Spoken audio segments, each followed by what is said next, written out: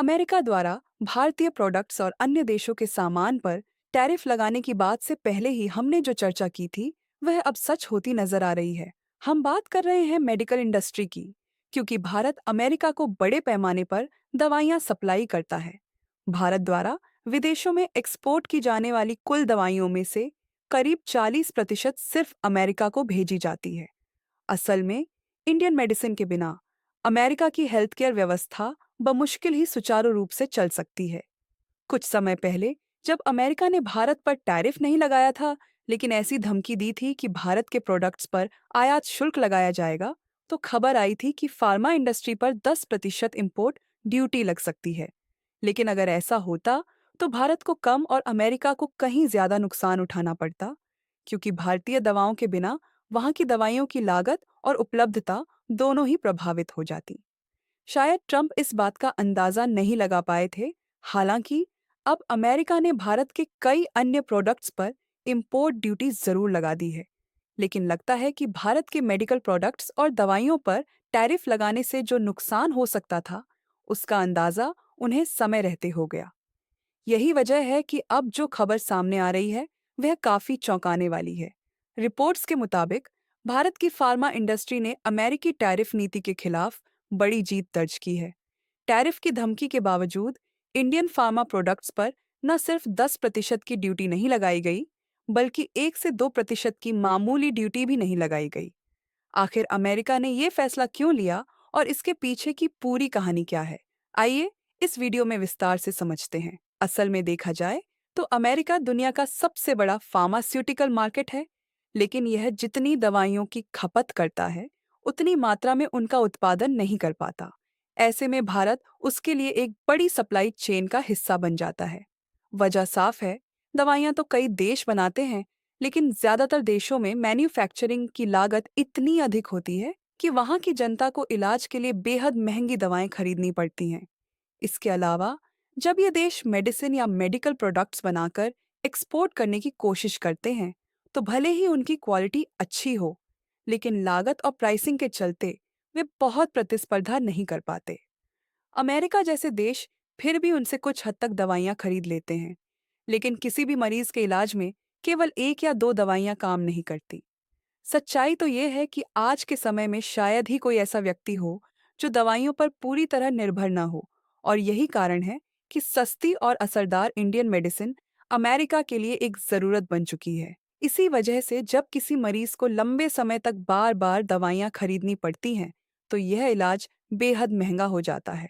ऐसे में भारत इन सभी देशों के लिए किसी वरदान से कम नहीं है, क्योंकि भारत करीब 150 से भी ज्यादा देशों को दवाइयों का निर्यात करता है।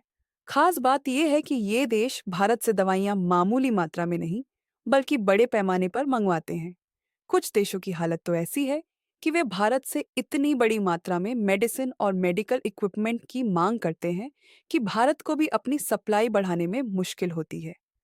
भारत की मेडिसिन और मेडिकल डिवाइसेस की डिमांड तेजी से इसलिए बढ़ रही है क्योंकि भारत पूरी दुनिया में जेनेरिक दवाओं का सबसे बड़ा सप्लायर है, और सस्ती, गुणवत्तापूर्ण दवाएं विकासशील देशों को देने में बेहद अहम भूमिका निभाता है। भारत जिन दवाओं का एक्सपोर्ट करता है, उनमें antibiotics, antiviral, anti cancer medicine और वैक्सीन्स प्रमुख रूप से शामिल हैं। अब यहाँ एक दिलचस्प बात यह है कि भारत किन किन देशों को सबसे ज्यादा दवाइयाँ भेजता है। इसे समझने के लिए एक नज़र डालिए इस टेबल पर, जो टॉप एक्सपोर्ट डेस्टिनेशन को दर्शा रही है। जहां भारत सबसे ज्यादा मेडिसिन एक्सपोर्ट करता है, उसमें आप साफ देख सकते हैं कि अमेरिका भारत के लिए टॉप एक्सपोर्ट डेस्टिनेशन है। भारत हर साल अपनी कुल दवा एक्सपोर्ट का करीब 40% हिस्सा अकेले अमेरिका को भेजता है। इसके अलावा यूके, साउथ अफ्रीका, ब्राजील, रूस जैसे कई देशों के साथ लगभग 150 से ज्यादा देशों को भारत बड़ी मात्रा में मेडिसिन सप्लाई करता है। हालांकि इन बाकी देशों की कुल एक्सपोर्ट में हिस्सेदारी आमतौर पर 3 से 4% के आसपास ही रहती है। लेकिन अमेरिका, जो कि भारत से इतनी बड़ी मात्रा में दवाइयां खरीदता है, उसने जब हाल ही में टैरिफ लगाने की घोषणा की थी, तब खबर आई थी कि भारत की फार्मा और मेडिकल इंडस्ट्री पर 10% तक का टैरिफ लगाया जा सकता है। इसकी वजह ये बताई गई थी कि भारत भी अमेरिका से आने वाली दवाओं पर लगभग 10% तक की टैरिफ लागू करता है, जिससे रेसिप्रोसिटी यानी बराबरी का हवाला दिया जा रहा था। अगर आपको याद हो, तो कुछ दिन पहले ही हमने एक वीडियो के जरिए आपको यह बताया था कि भले ही अमेरिका कितने भी देशों या प्रोडक्ट्स पर इंपोर्ट ड्यूटी क्यों न लगाए, लेकिन भारत से अमेरिका को भेजी जाने वाली मेडिसिन पर वह 1% भी इंपोर्ट ड्यूटी नहीं लगाने वाला। क्योंकि अगर अमेरिका ऐसा करता है, तो यह कदम उसके लिए खुद के ही पैरों पर कुल्हाड़ी मारने जैसा होगा, खासकर जेनरिक दवाइयों के मामले में। सिर्फ अमेरिका ही नहीं, बल्कि अगर पूरी दुनिया के देशों की बात करें, तो जहां भी जेनरिक दवाओं का इस्तेमाल हो रहा है, उसमें अकेले भारत का 20% योगदान है। अब आपके मन में यह सवाल जरूर आ रहा होगा कि आखिर भारत की जेनरिक दवाओं की इतनी ज्यादा डिमांड क्यों है? तो इसका कारण ये है कि जेनेरिक दवाइयाँ वही होती हैं जो ब्रांडेड दवाओं के मुकाबले काफ़ी सस्ती होती हैं, लेकिन उनका असर और क्वालिटी लगभग एक जैसी होती है, जो दरअसल किसी ब्रांडेड दवा की कॉपी होती है, लेकिन कीमत में काफ़ी सस्ती मिलती है। होता यूं है कि जब कोई बड़ी फार्मा कंपनी कोई नई दवा बनाती है, तो उसे पेटेंट मिल जाता है, यानी कुछ सालों तक सिर्फ वही कंपनी उस दवा को बना और बेच सकती है, और इसका दाम बहुत ऊंचा होता है। लेकिन जैसे ही पेटेंट खत्म होता है, तब दूसरी कंपनियों को भी उस फॉर्मूले से दवा बनाने की इजाजत मिल जाती है और वो सस्ती दरों पर वही दवा बेचती है। इन्हें ही जेनेरिक दवाएं कहा जाता है। भारत की फार्मा कंपनियों ने इस क्षेत्र में जबरदस्त दक्षता हासिल कर ली है और आज वे दुनिया के बड़े हिस्से में जेनेरिक दवाओं का सबसे मजबूत सप्लायर बन चुकी हैं। फर्क मामूली नहीं होता, बल्कि जेनेरिक दवाइयों की कीमतें ब्रांडेड दवाओं की तुलना में 70 से 90% तक सस्ती हो जाती है। हालांकि अमेरिका ने पहले कहा था कि अगर हम रेसिप्रोकल टैरिफ लगाते हैं, तो फार्मा प्रोडक्ट्स पर भी 10% इंपोर्ट ड्यूटी लागू की जाएगी।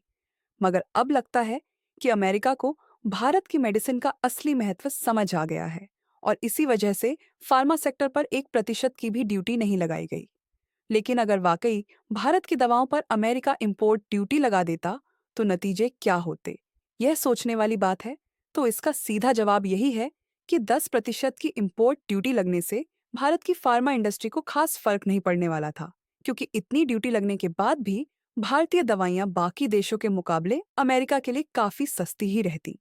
अमेरिका भी इस बात को अच्छी तरह समझता है कि अगर भारत ने किसी कारणवश जेनेरिक दवाइयों का एक्सपोर्ट कम कर दिया, तो सबसे ज्यादा नुकसान अमेरिका को ही होगा, क्योंकि इतने बड़े पैमाने पर मेडिसिन मैन्युफैक्चरिंग का इंफ्रास्ट्रक्चर खड़ा करना अमेरिका के लिए एक दिन या महीने का काम नहीं है। इसके साथ ही अगर अमेरिका मेडिकल डिवाइसेस और दवाइयों की खरीद में संकोच करता है, तो भारत के पास दूसरे विकल्प भी मौजूद हैं। यूरोपियन यूनियन की बात करें, तो वहाँ इंडियन मेडिसिन और मेडिकल डिवाइसेस की डिमांड लगातार बढ़ रही है। इतना ही नहीं, यूरोपीय देश तो अब भारत को विशेष रियायतें और छूट देने को भी तैयार हो चुके हैं, ताकि भारत उन्हें अधिक मात्रा में दवाइयाँ और मेडिकल उपकरण सप्लाई कर सके, क्योंकि वहाँ इनकी जरूरत तेजी से बढ़ती जा रही है। वैसे तो हमने आपको आसान और सीधे शब्दों में समझा दिया कि आखिर अमेरिका ने भारत की फार्मा इंडस्ट्री पर टैरिफ क्यों नहीं लगाया। लेकिन अगर आप इस मुद्दे को और गहराई से समझना चाहते हैं, तो हमारे चैनल पर मौजूद यह वीडियो जरूर देखें। अब बारी आपकी है। भारत की मेडिकल और फार्मा इंडस्ट्री को लेकर आपकी क्या राय है? क्या आपको लगता है कि भारत वाकई इस सेक्टर में दुनिया की जरूरत बन चुका है? अपनी सोच और विचार नीचे कमेंट में जरूर शेयर करें। अगर आपको ये जानकारी उपयोगी लगी हो, तो वीडियो को एक लाइक देकर अपने दोस्तों और परिवारजनों तक जरूर शेयर करें, ताकि उन्हें भी सही जानकारी मिल सके। और हाँ, ऐसे ही और दिलचस्प और नॉलेज से भरपूर वीडियो देखने के लिए चैनल को सब्सक्राइब करना न भूलें।